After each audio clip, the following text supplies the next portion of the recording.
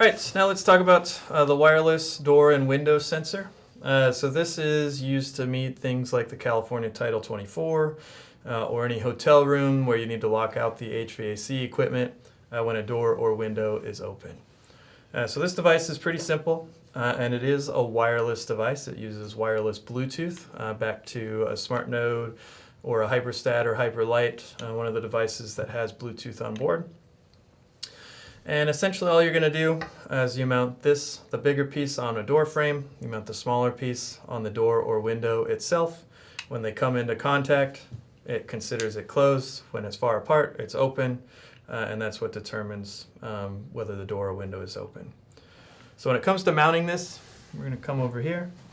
What you want to make sure is that there's two little recessed indents on the face of this. Kind of wiggle it around, make sure the camera kind of picks it up there.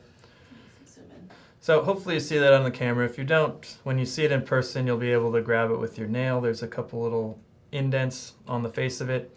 And that's the part that needs to come close together to make sure that it closes the contact.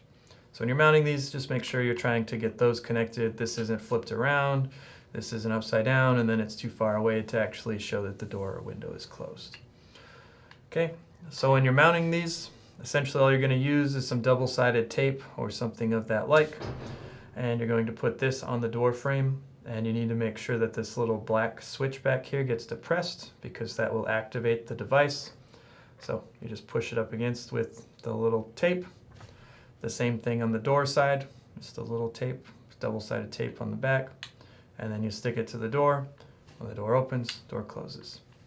So that's simple. That is the wireless door and window sensor.